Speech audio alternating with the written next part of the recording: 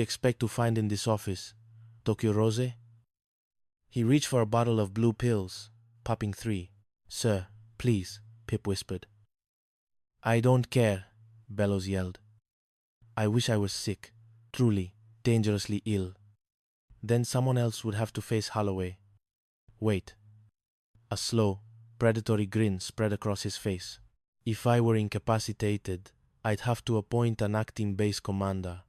And who better to take the fall for this mess than Sterling and his pack of galactic pirates? Commander Jax Lucky Sterling, sir?" Pip asked, horrified. "But he'll turn the base into a pirate cove. Within 20 minutes. Exactly.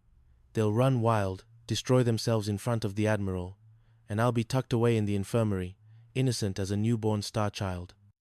Pringle, call the medic. Tell them I've got cosmic fever. Hurry." "I think I'm going to faint." Bellows collapsed toward Pip, who missed the catch entirely. The Commodore hit the floor with a metallic clank. "You stupid moon calf," Bellows hissed from the floor. "You were supposed to catch me." Chapter 2. The Acting Commander. Commander Jax Lucky Sterling was a man who wore his uniform like he'd stolen it from someone much more responsible. He arrived at the infirmary with a smirk that suggested he knew exactly where the missing magnetic straps were. They were currently being used as bungee cords in Docking Bay 7. "Jax, my boy," Bellows groaned from his hover bed, looking suspiciously healthy despite the damp cloth on his head. "The medics. They don't know what it is. Space measles? Martian flu? I'm in bad shape." "Sorry to hear it, Commodore," Jax said, leaning against the diagnostic machine. "We'll have Lieutenant Carpenter take over." "No, Carpenter is a boob, a sentient turnip," Bellows barked, then remembered to cough weakly. "I'm appointing you as acting base commander. And Parker, Pringle here. He'll be your executive officer." Pip's eyes went wide. "Me? Sir, I'm just a logistics guy. You'll never regret this, sir." Jax grinned, sensing an opportunity for absolute chaos. "The boys and I will run this base with efficiency." The moment they left the infirmary, the transformation began. Jax didn't go to the command center. He went to the lounge. "All right, gypsies, listen up." Jax shouted to his crew, a collection of specialists in smuggling, card counting, and borrowing engine parts. "I'm in charge. That means the rules are officially suggestions.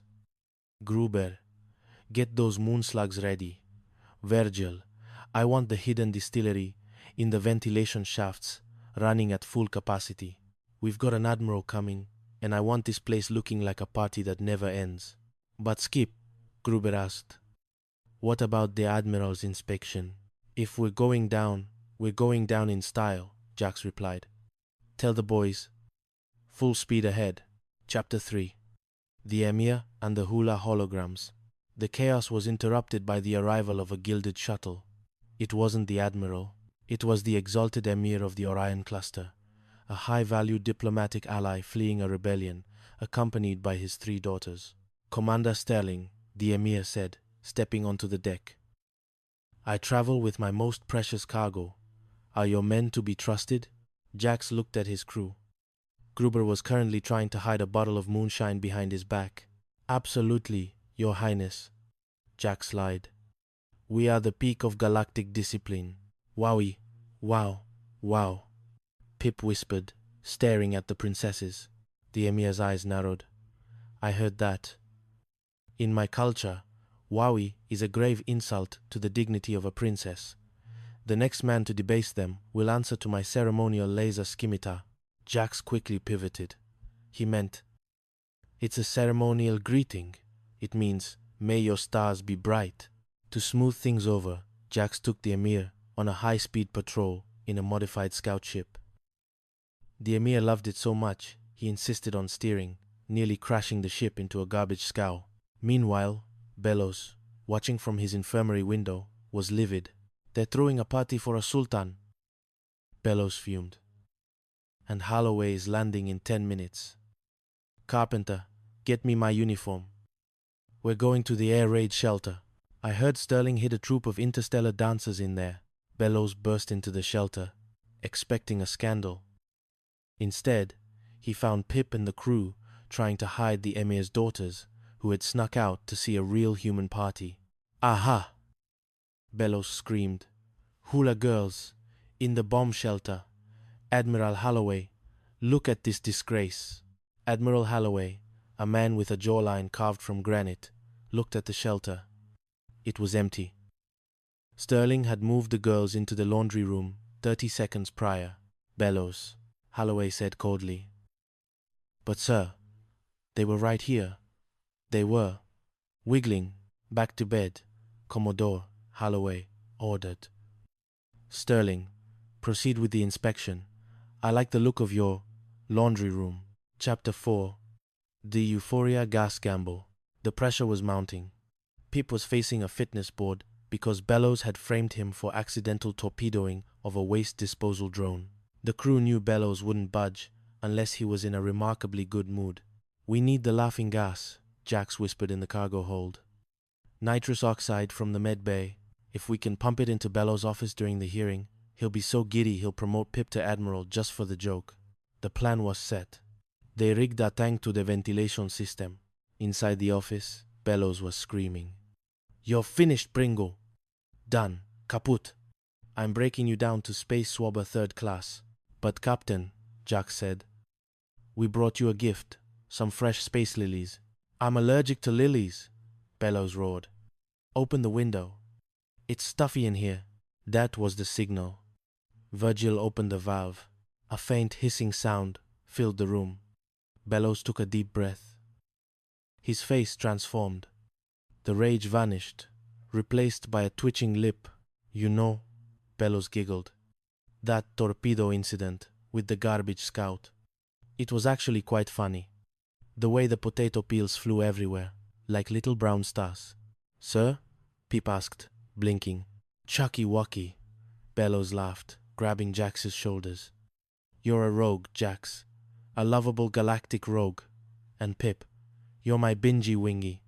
I love this base. I love the war. Let's cancel the hearing and go racing moonslugs. Mission accomplished, Jax whispered. But then, the window jammed. The gas kept pumping. Bellows started dancing on his desk. I'm a star butterfly. Watch me flutter. Suddenly, Admiral Holloway walked in. He stared at Bellows, who was currently wearing a wastebasket as a hat and trying to pollinate a desk lamp. Bellows, Holloway whispered. What in the name of the Great White Nebula is happening? Admiral. You're early, Bellows chirped, pinching the Admiral's cheek. Want to see my impression of a supernova? Holloway turned to Jax. Commander Sterling explained this. Jax didn't miss a beat. The Commodore has been under a lot of strain, sir. He's celebrating a successful fire drill. We call it the hilarity maneuver. It builds morale. It looks like a Section 8 mental ward, Holloway muttered. But at least he's happy. Proceed. Chapter 5. The Snap Lizard and the Payroll. The final straw came when the base payroll 62,000 galactic credits in encrypted data cores went missing. Bellows, now recovered from the gas but twice as angry, was convinced Sterling's crew had swiped it. I marked the cores, Bellows yelled. I know they're on that ship. In reality, the payroll had been snatched by Barnaby, a Venusian snap lizard that Pip had adopted as a mascot. Barnaby had a habit of eating anything shiny and hiding the rest in his nest. A court-martial was convened. Pip stood as his own defense attorney. I object, Pip shouted, tripping over his own robe, on the grounds that the primary witness is a reptile. Pringle, sit down, the judge barked. Jax entered the room, leading Barnaby the snap lizard on a titanium leash. The lizard had a leather data pouch in its mouth. Your Honor, Jax said calmly. The thief isn't my executive officer. It's Barnaby here. He found the Commodore's wallet. The fusion cannon? Bellows stammered. But aha, Pip pointed a finger. So the Commodore did hide the money near the cannon to frame us. He admitted it. I did not, Bellows screamed. I forgot where I put it. Barnaby the snap lizard suddenly hissed and lunged at Bellows' leg, snapping the fabric